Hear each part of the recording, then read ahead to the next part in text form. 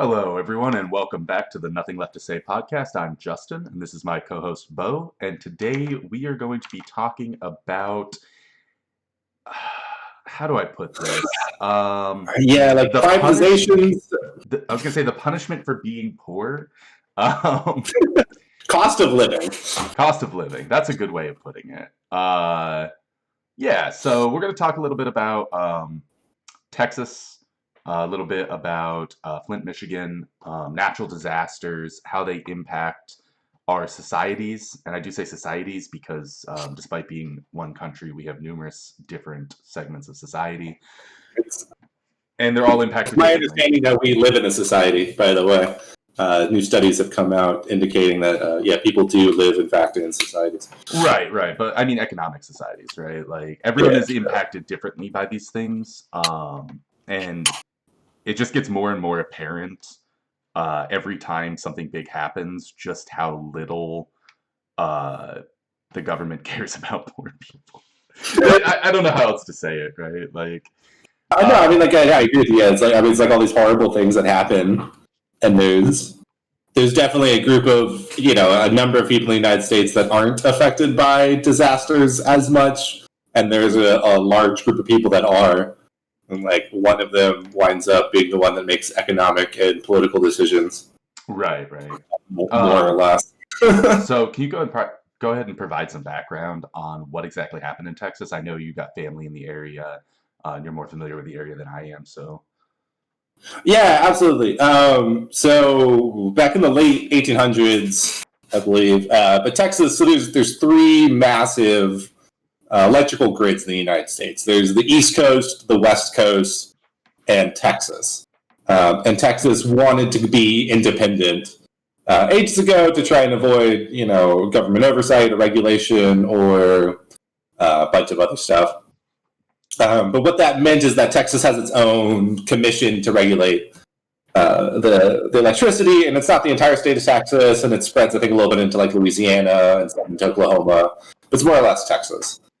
And it's run by a group called ERCOT, and they are not very connected to the other grids. So when the massive polar vortex and these freezing temperatures hit Texas recently, it caused the electric grid to freeze up, quite literally. They had to shut down plants in order to prevent catastrophic damage. A lot of lines were destroyed.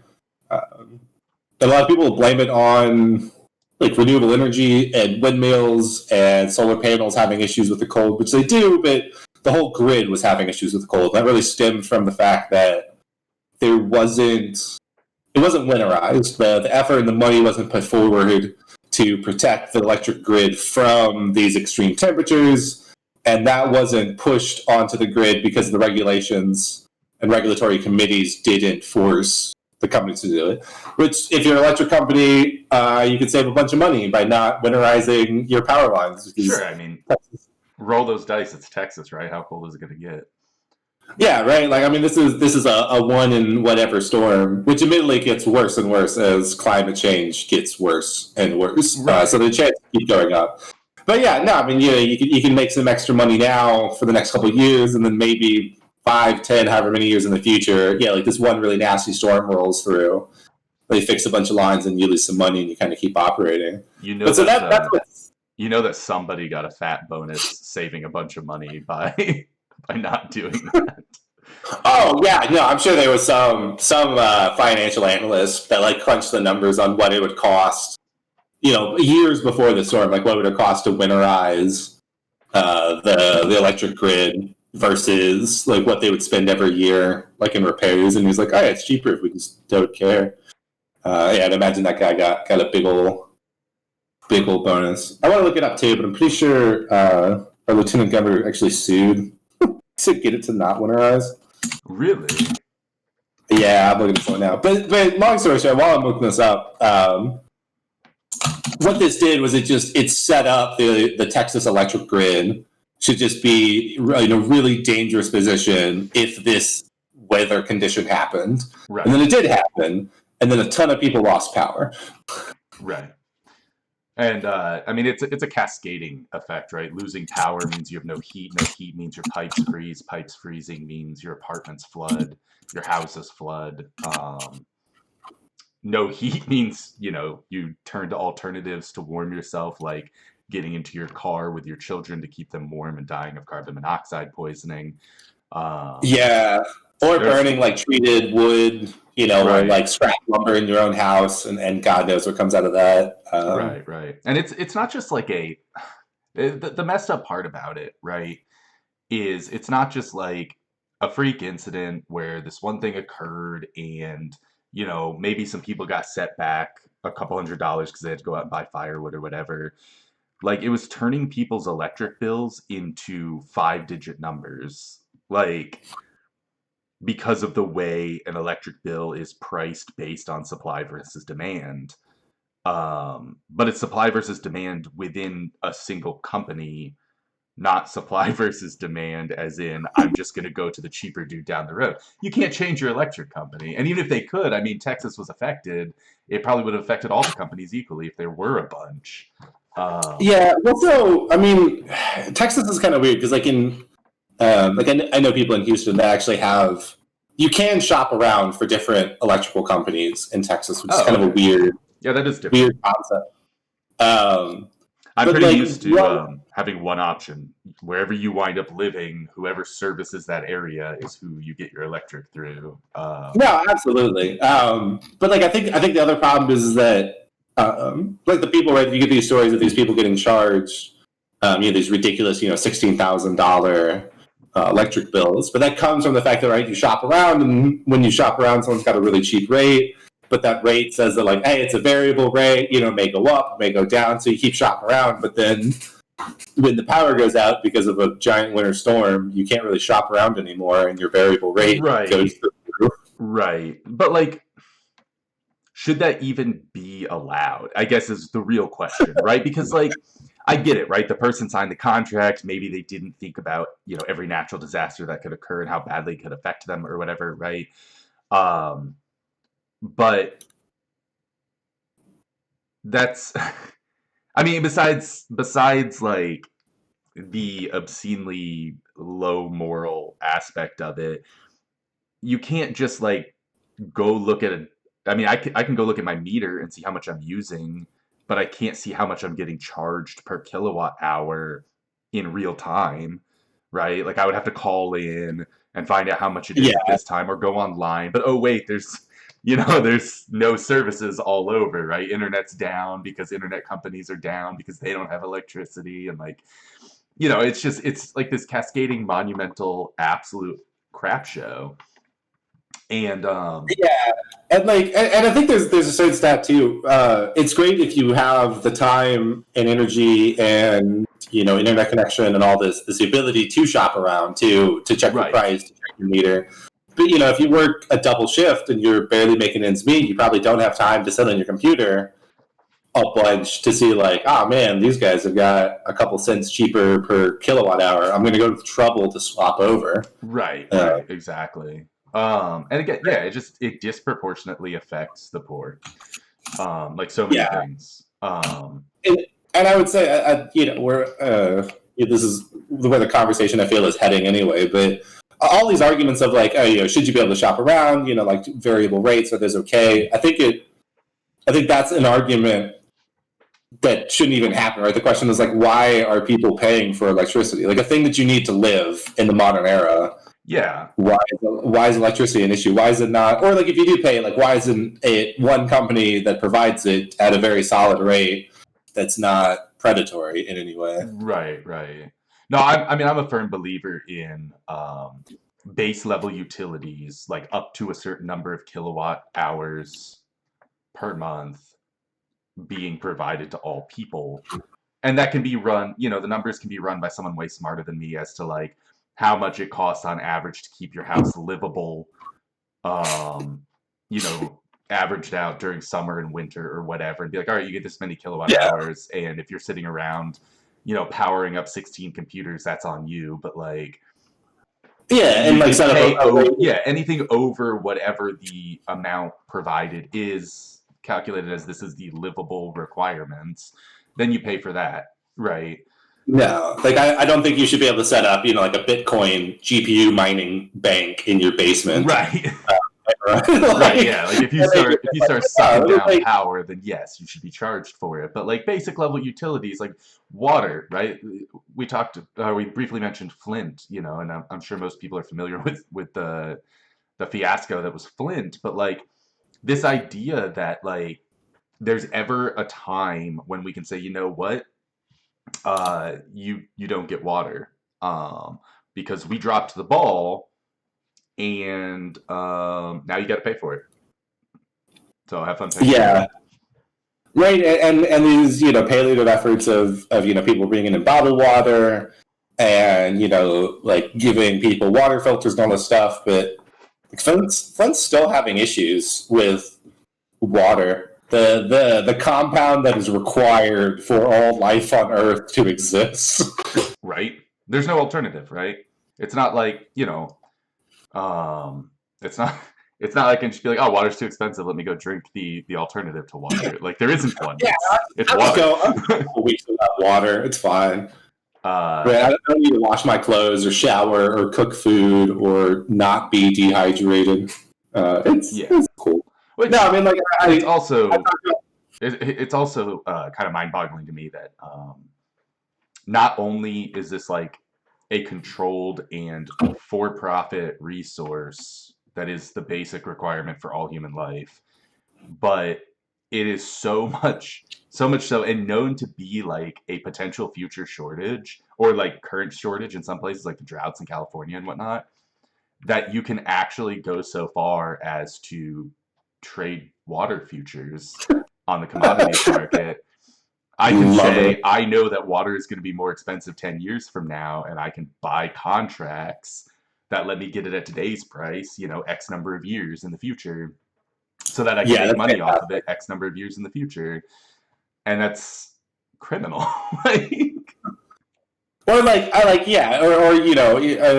mean, more about finances, but I think it's one thing to bet like for water, but that then means that you can bet against water. You can be like, man, I really hope that there's a drought next year because then I'll make a butt ton of money off my water futures. Right, and that's where like the moral question comes in. Is like, yes, like it's great, if you're trading water futures and it's purely based off of like the standard of, oh, it goes up a little bit each year, whatever, because there's slightly more demand. I have no issue with that. I'm not saying that it should be like a crime to be able to trade commodities at all, because you could question that for almost any commodity of like, these are all limited resources, ergo they're going to go up in value over time. I have no issue with that. But again, it's a lot like shorting the stock market, right? There's like a moral question about like, I'm hoping that this company fails and a bunch of people lose their jobs so that I make money. I don't have an issue with shorting the stock market, right? But shorting the stock market is not the same thing as I hope there's a drought so this, water quadruples in price. Like, which is kind of exactly what was happening in California, right? They were banking on the droughts continuing. Because if you do buy water futures contracts during a drought, the worst thing that can happen is for a drought to end, because then your contracts do the opposite of what you want and they become extremely worthless.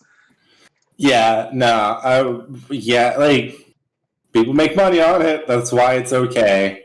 It's absolutely ridiculous. I'm trying to pull up. I've been looking for the thing I said earlier. I can't find it, so I do want to say that what I may have said about Greg Abbott suing against the winterization. He's also come out and said that what's happened is completely unacceptable, and that he calls for the winterization of the Texas energy system. So it's going to get winterized now, after we already got hit by the giant. Right. Now that this once in a blue moon event has occurred, now we're going to do something about it. Now that people have died from it, and the electric companies have probably made stupid amounts of money off of the spikes in energy prices. And I don't know what it's going to cost them to fix the infrastructure. Maybe they don't make money. Maybe they lose money, right? I really don't know.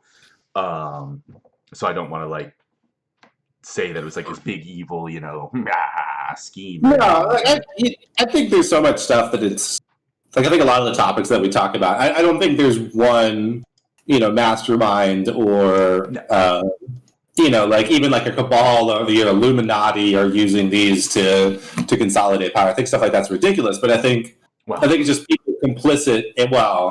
I think it's just people complicit in a system that does harm, and there's different levels of just not being aware of it or being okay with it, or and there definitely will be and are the grifters that look seek out for this kind of stuff. But right. No, they're is the problem. It's a systemic issue. Yeah, absolutely. And again, so many people's reasons for being okay with it boils down to, well, they're poor and I'm not. Why don't they just become more self-sufficient, right? Why didn't they have contingencies in place for this? But it's like, if you're making minimum wage, which is its own fucking problem, and the whole issue. Statistically, right, poor people have more children. Statistically, poor people are more likely to have been incarcerated, which not a lot of people are aware, but when you leave prison, you get this gigantic bill that you get to pay for the next 10 years. I'm not going to go like super in depth into that right now, but it's pretty insane. And it depends on the state. It varies from state to state. So I can't say that like, oh, Texas, everybody who's ever incarcerated in Texas pays this bill. But most states have it, and it was a way to reduce taxes while still paying for programs. So they just tack on all these little fees, and they're like, oh, you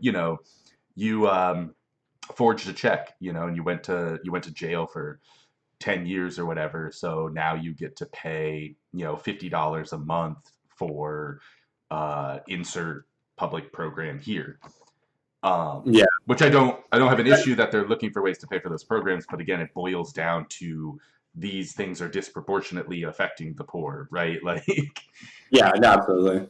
Now I've seen John Oliver on Last Week Tonight did a really good job about like the cost of going to prison, like all the stuff that you wind up having to pay for while incarcerated. And I do know, you talk about Texas, I do know that Texas doesn't have to pay its prisoners for working.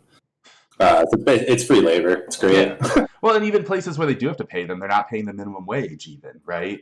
It's we're taking care of them, so minimum wage, which is supposed to cover your housing and this, that, and the other, like, oh, we shouldn't have to pay them that. Like, it's BS, right? Like, the American, I think we could definitely talk about the incarceration system. Yeah, I mean, it's ridiculous that like America has more people in prison than anywhere else in the world. It's absolutely nuts. Yeah, and that's a whole other topic for another time. We really want to talk about I guess natural disasters and how they're absolutely. And I think it's important and not not to swerve out of you trying to swerve back into it, but like there's some of the stuff all this stuff is interconnected. Right. These issues, it's not isolated little pods with individual solutions. Right. Well, and that's why I think ultimately it's not a simple matter of like snapping your fingers and fixing the problem, because it is all intertwined it's like one of those nasty booger knots, right? Where you're like, in order to undo this, you have to undo 16 other knots that are all like tied up and wrapped together. And there's certain knots you don't want to undo in all of that, and you got to figure all that out. And absolutely. Yeah, no, it's a giant mess. Like. Yeah, and like I don't know. I mean, it's like this the great American, pull yourself up by the bootstraps kind of idea that like, like well, you live in Houston and hurricanes happen. Like, you should. Why don't you have a couple weeks of food? Why don't you have a generator at your house? Like, why don't you have plans for this? Like, you saw that a big storm was coming. Why didn't you grab your pipes or chop down trees to have firewood for your like barbecue pit? And I think there is always a certain level, like, I think you shouldn't rely, like, you should support yourself and, like, make yourself self-reliant as much as possible. But I'd also, on the other hand, I don't think that there's a significant number of people that is like, well, the government's going to fix everything for me, time to do nothing. Like, they want to support themselves. Right. They just... it's not like they were like, well, I could save this money, for the to try and build up some amount of money to protect myself against a polar vortex, which who knows if that'll ever happen, or I could get this avocado toast to like use the classic internet meme. It's not like them eating eating better, healthier food, because you're really just trading things, right? Like, yes, I could eat ramen every day and save, scrap and save pennies to try and build a savings account so that I have an emergency fund to protect myself from 9,000 possible things that could go wrong. Like, I mean, what happens if like my car blows up a week before the polar vortex and I have to get, a new car, or I have to get, work done on my car, or whatever the case may be? Oh, well, why didn't you just teach yourself to repair your own vehicles? Because I was too busy working 12 hours a day to try and support myself, like and like it's, and yeah, yeah, there's a million things that could possibly go wrong, and you can't possibly plan or save up enough money to protect yourself from all of them at all times. So it's a completely ridiculous concept in the first place. yeah. And I do want to talk about this in another episode, quite possibly the next one. But just like this idea of like the American like hustle culture, like the work ethic, right? That like why are you sitting around watching TV? Why aren't you watching videos on how to code? Like why aren't you like making your free time as profitable as possible? Yeah, And the idea that like why does everything that I do have to be productive or profitable? Like why can't there just be fun things that I enjoy doing? yeah. I was Why can't I avocado toast because it's goddamn tasty and I enjoy drinking it? right. Well, and I mean, not to mention again the health benefits, right? If I eat ramen every day, I'm gonna get sick. Like it's going to happen, right? Because I'm eating ramen every single day and nothing else. Like, um, Yeah, so you're gonna turn into a salt block in a couple hours. right. No, I was watching. It's funny you say that. I was watching one of the streamers I enjoy watching. I was watching one of his YouTube videos, and he mentioned that he had played some game for like 3,600 hours. He had played the equivalent, like from the time he had first started playing that game to the time to till today. He had played the equivalent of 10 hours a day of this game for a year. Now, obviously, it was over multiple years, right? It wasn't like he actually sat down for 10 hours a day and played it. But he's like, Yeah, yeah, like I have to sit down and question and wonder, like, if maybe I hadn't played this game and instead, worked on a new skill or whatever. And it's like it's a valid question, but at the same time, like mental health is so important. And if all you're doing is working and working and working and working and working and working, your mental health is going to tank, right? Like yeah. there's only so much work that humans can do at one time that we can handle. And No, and like there's and, a and there's a reason being a scholar used to be a career, right? Like people who did nothing but learn for a living. That was a thing. and not that I want to live, in the good old days of like No, the no, no. 1800s or earlier by any means, but like I think just like the fantasy job of like being the aged like scholar, like the private tutor to like the prince of wherever, like just show up and you're like, today we learned about geometry. Well, especially too, because like it's like, well, so what qualifies you for this job? Well, sir, I can read and I can write, and no one else in the area can. So, Not only can I count the number of books I've read on my hand, I can count the number of books I've read on my hand. oh man. Yeah, no, Yeah, like obviously it's good that life, has changed to where the vast majority of people know how to read and write. Like those are great yeah, things. absolutely. And I think that's an idea too of these. Like we joke about back in my day kind of stuff, and we joke about like like it's great that so many more people can read and write. Like the modern era is so insanely productive. I mean, like with automation and with computers and work products, like the wealth and stuff that we produce, like why are people starving or freezing to death or like worrying about paying for a roof over their head? Yeah, the And issue there's the definitely enough to issue spread around. yeah, the issue always comes down to the same thing, right? It's not that we don't know how to fix any of these problems. The issue always boils down to money. Who's gonna pay for it? Um, Yeah, and it will forever be a problem until you can get people to agree on it, and people never agree on it. Uh, and so these problems stagnate and continue, and eventually it yeah, reaches a critical mass, like Flint or Texas more recently, um, where it takes days and weeks to figure out some kind of relief for it instead of being in any way, shape, or form preventative about the situation in the first place. No, definitely. Like, I mean, shit, like even hurricanes, right? Like you see like Hurricane Katrina hit New Orleans, which was admittedly like a very extreme situation, right, with the levees breaking and the city flooding. I mean, that was pretty major. But you also have like the hurricane that hit Puerto Rico, or hurricanes that have hit Houston. Mm-hmm. Tropical storm Allison hit Houston ages ago and flooded out the city. Harvey hit Houston more recently. So it's like we know hurricanes exist and that they hit cities on the East Coast and the Gulf Pretty Coast. So frequently. yeah, like every year about the same time. So like, why when it happens, it's always seems like this mad scramble to try to fix it or come back from it. Yeah. And yeah, like it's we should be doing more ahead of time. Yeah, well, I mean, even when you think about like things that don't happen all the time, like Fukushima, right? The nuclear reactor there, they knew, they were told, right? There were people who came in and said, "Look, if we get hit by a tsunami, this reactor's screwed." And that place, Yeah, Japan gets tsunamis. Like it's not unheard of. They happen, and they're just like, "Man, we'll deal with it if it happens." And like, yeah, fingers crossed. No, absolutely. Like it's in. I think there's you can't.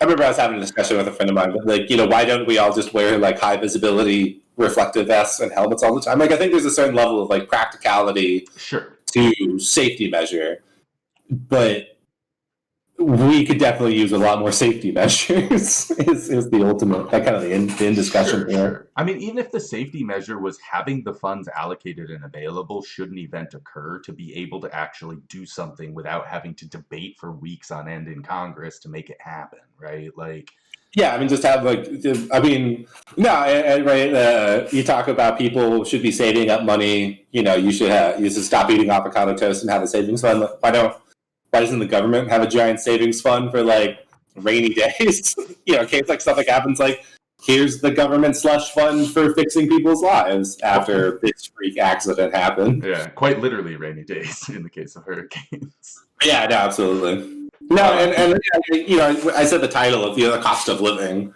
I just think like that's such an interesting, like it's an interesting question. Like, why is there a cost of living? Like, why do we have a monetary value associated to maintaining human life? right. It's not okay at all. No, and that's the problem. I feel like I've had plenty of these discussions with other people, and more and more discussions with you over the past while, and as we've been making these episodes, like it's just you kind of like you dig down deep enough, and then you get to this core problem that seems very fixable, and it's not fixed, and then you go like, why this is not right? Why isn't this better? And there's definitely just like a little sprinkling of nihilism that gets added to your life every time you run into one of these dead ends. Yeah. And really, really what it comes down to, like anything, right, is money. It is money, and it's What is a with life worth? Like they'll just have more an insurance babies, right? actuary could tell you. Huh? An insurance actuary could tell you down to the cent what a life is worth. Right, right.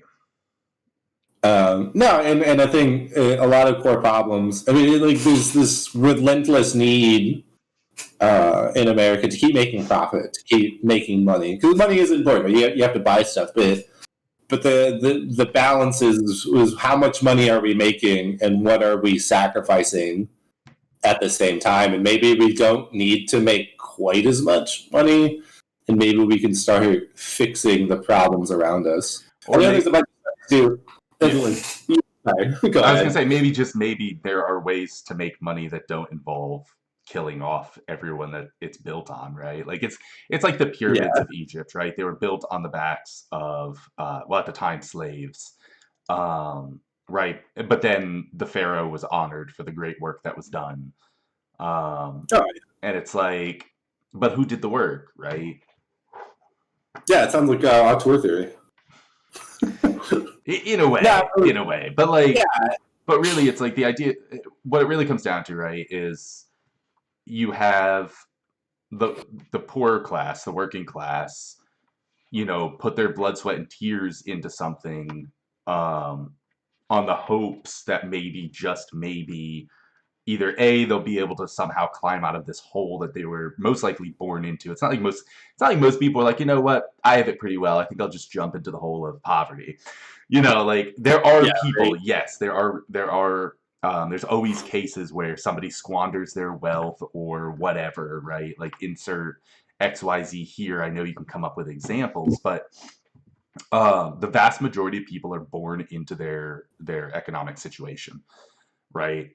And it's like, Yeah, there is mobility up and down, but you've got a pretty heavy starting place based off right, of the genetic, the cosmic lottery of where you were born. right. Well, and then there's also the like, so many of the stepping blocks to climb out of, like, to get that upward mobility. So many of those things require stepping on other people around you just to get that leg up, right? And so it just it carries its own like moral implications, right?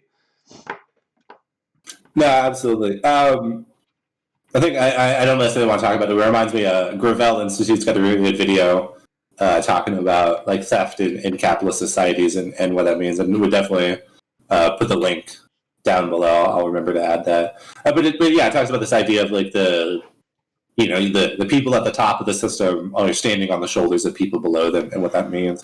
And I think the problem. I mean, we've got stuff like the Freedom Choice Act that got passed, but there's a lot of correlation between having money and having this financial capital and political influence in America, which then means that it turns out that if that is true, policies that maintain this capital and political influence are probably going to stay in place, where the hierarchies kind of get baked in, Yeah, because exactly. which is not good for the people not at the very top or even close to the top. Right. Yeah, no, absolutely. Um yeah, it always amazes me that like the I don't know. I you got to ask the question of like, why are people who aren't millionaires plus, right? Which is the vast majority of people. And I would even include to some extent the low millionaires, but why are people who are not benefiting from this massive amount of wealth um, concentration okay with the policies remaining in place that allow this wealth concentration to continue to exist, right? Like, I find it hard to Yeah, believe that every single one of them is like, but I could be a billionaire one day and I'd like to be protected, right? Is it just misinformation where they don't understand? I I, mean, I would imagine that there's a lot. It's a lot of misinformation. Like there's a lot. Like a lot of the rabbit holes that I wind up diving down. Like there's a lot of people that really like either they're on their internet trolls who just want to throw up the edgy, controversial take, or it's people that really believe it. But there's a lot of stuff that it doesn't. It's not true. yeah. Did you know it's But a pretty common misinformation? It's a pretty common belief that when you acquire a certain level of income enough to move up to another tax bracket, that all of your money is taxed at that higher rate.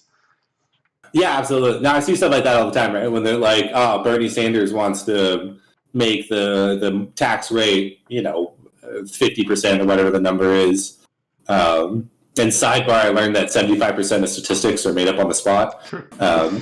Yeah, absolutely. 100%. But the same thing, right? When they're like, "Oh, like they'll even crunch the numbers on it." They're like, Sanders wants to tax people at 30% or 50% or whatever the number is, and then they'll be like, that means that you're paying this much in taxes, where Trump or Bush or some other president or some other candidate wants to taxes at this rate, which means you pay this much in taxes. Like, why would you want to spend that much more if you're not making money? And it's like, that's not how tax brackets work.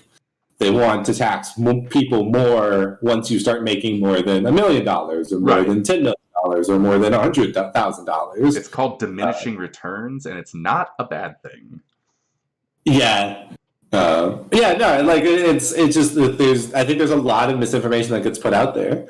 Like I think trickle down economics, like that idea that if we allow money to accumulate at the top, right? If we push tax cuts. If we allow corporations to make money, they're going to take that money, turn it around, reinvest it in their employees, reinvest it in facilities and training and wages and communities and neighborhoods. The money's going to come back to us tenfold once we let it, accumulate. It's like, it hasn't. And it never will. But do you know what's like always a guarantee? If you give poor people money, they'll spend it.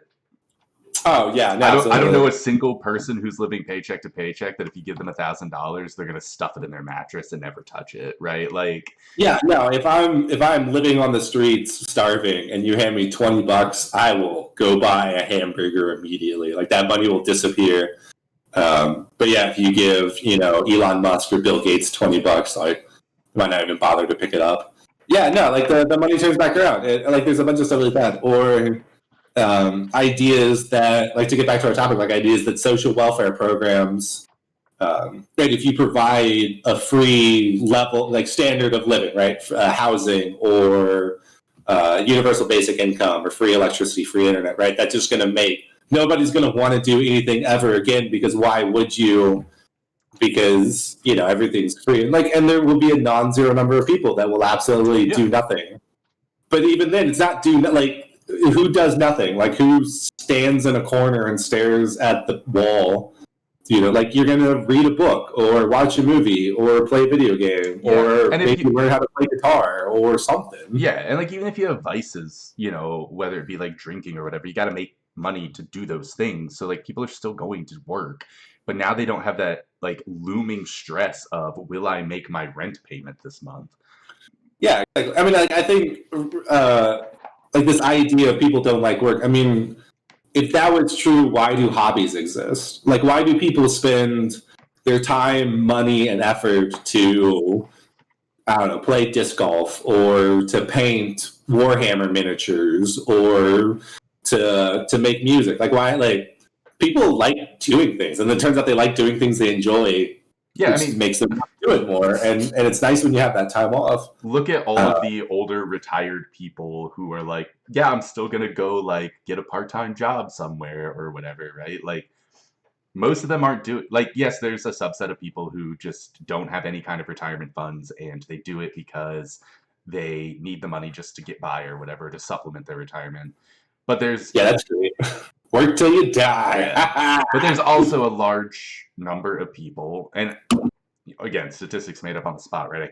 I say large, but I don't have any hard data in front of me. But there's a non-zero number of people who simply can't stand the idea of not doing anything, and so they get a part-time job somewhere that's low stress, and lets them, remain active.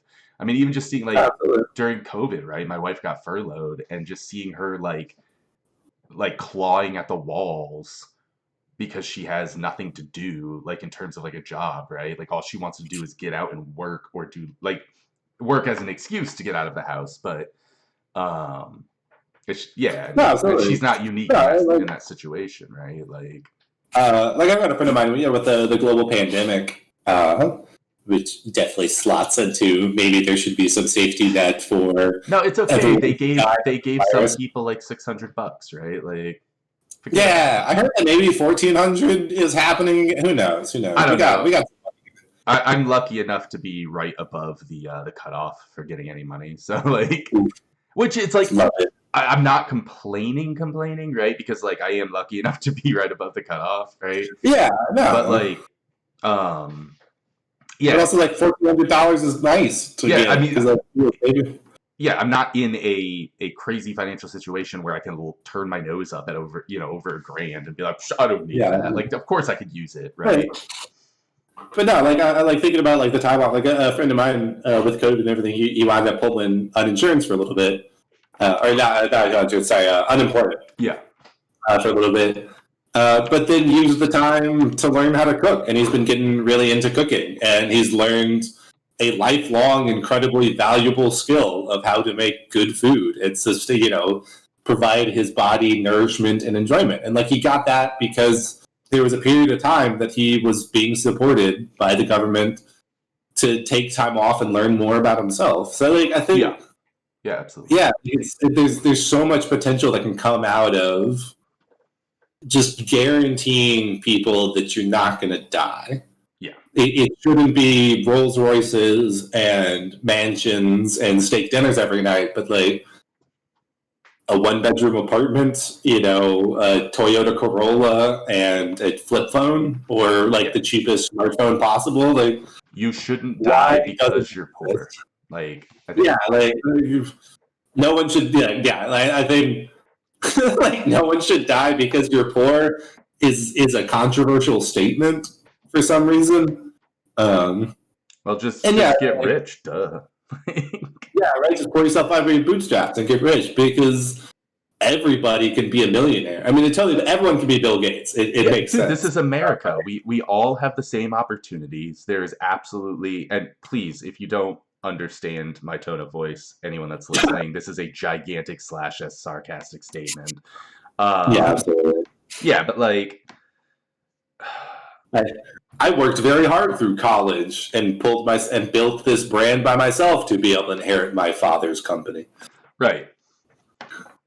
Yeah, no, I just, yeah, we're chopping the same ground, but I think that an end point is like self-reliance is good, but that shouldn't be the plan as a nation. There should be government safety nets to protect human life to Well, the best of our ability. yeah, especially because like the idea of like self-reliance eventually boils down to gathering your own water and gathering your own food, right? And like one, gathering your own water is illegal in a lot of states. So there's that. Yeah, yeah. What states you can't get rainwater in? That's illegal. Most of them, and I think Texas is on that list. Yeah, Actually, probably Texas you might be able to. There might be like a limit, but either way, the point is like not the issue. Yeah. yeah, but also like, all right, so let's say I do learn how to shoot a gun, and I do get a hunting license. How much food can I realistically, reasonably hunt if every single person is needing to be self-reliant at that point in time, right? Yeah, no, we The woods live would in be a modern era. overcrowded. You would probably not be lucky enough to get a deer, right? Because they'd all be getting shot, right? The number of Like, deer that are allowed to be killed every year is based and calculated off the number of hunting licenses that are sold. And if everyone is being self reliant because that is like the new requirement, like, then the number would go down to a lottery system of one every 5 years. And it's like, wait a minute. yeah, we couldn't. There was specialization in professions even back in like the medieval era, like feudal England in the 1300s. There was still a guy who was like, I don't farm, I'm a blacksmith. Like, Right. you can't, like we are interconnected as a a global community. Well, it's just far more efficient to have specialists. It's far more efficient to have Yeah, one guy who hammers all the nails, right? Or forges all the nails, and then give those nails out to other people or sell them or trade them or whatever the system is for that particular era. And rather than to teach every single individual how to forge their own nails, right? Because I yeah, mean, that's the amount ridiculous. of time you would have to sink into that to learn every single possible skill you might need, it's impossible. You couldn't do it. So we're going to go ahead and teach you how to etch micro dies so you can build your own smartphone circuit boards in case your iPhone goes down. You're also going to want to have some pretty in-depth chemistry, thermodynamics knowledge. That way you can manage your own battery system, down to the molecular level and actually build that from the ground up. Yeah. Like, here's the thing. I work in semiconductor manufacturing, and I couldn't like go home and make one of those myself, right? Like, I think it's a fun. I feel like the clock's running out on us, but yeah, fun thought experiment of like if you, as you were right now, were like teleported back in time, like how much stuff could you actually like build from the ground up? almost nothing. Like, Yeah, right. yeah, I could make a lean-to, and with a reasonable amount of time and resources, right, I could put together a house if I had to. Like, I could will you a hell of a sharp stick, I'm sure. yeah. Yeah, no, like it's an interconnected world, and so we have this ability to help each other out. And I think I think silver lining to a lot of disasters is like you see. I don't think people are inherently greedy. I think there's No. some people that are greedy that abuse the system, right? And the silver lining to like these horrible disasters, Katrina, Fukushima, Texas, anything like that. You see these communities come together and really work with each other to pool their resources and do everything they can to help everyone through it. So like we just need it's that idea, just we need to spread it to the whole nation and then hopefully the world. I don't know. No, I mean, yeah, that would be the ideal, right? It's like we do have this call it what you want, crowdfunding or whatever, this amazing crowdfunding capability of this, the greater collective coming together and making a goal happen. Um, but we keep having to use it on basic survival. And if we didn't Yeah. have to keep having to use it on basic survival, what then could it accomplish, right? Because Mm-hmm. now the next level of problem is one up from that, right? And now the crowd gets together and fixes that problem instead of Yeah, fixing absolutely. you don't have a house to live in and because your pipes burst and flooded it, and also you're freezing to death, and et cetera, et cetera. Yeah. Um, No. so yes, like it is awesome that society gets together and does these things, but it then continues to beg the question of if society is willing to get together and do these things in the first place, then why don't we have a system in place wherein society pitches in money uh, over time, and then when these things happen, I'm just saying, like, like fucking like some system where like if you make like you have a really good year and you make a little bit extra money and then like that extra money kind of gets put into like a communal pool, but then like that pool gets divvied up into like things that the community needs, like fixing buildings or like yeah. feeding people and like maybe if you don't make that much this year you don't have to pay in that much because like maybe next year you make a little bit more, like so it's kind of this like like people have like these wants and needs, and like you kind of take from people to their ability like to produce, and then like you give it to them like according to their ability, like their needs. Yeah, but I don't know. No one's ever thought of that before, so. Yeah, probably not. This is brand new ideas here. Anywho, I mean, I think with that, we probably don't really have much left to say on this topic. I mean, there's yeah, infinite to talk about on this yeah, topic, there it but is, and we'll circle back to ideas like that. But I would agree. I think we've pretty well put this one to bed for today. yeah. So So I would say, but before we do close off, right? If you like these videos, if you want to hear more from us ramble for an hour about things that bug us, put a comment down what you like to talk about. What you liked, what you didn't like. Don't forget to thumbs up, like, subscribe, hit the bell, all that great capitalistic call to action. who? Yeah. All right.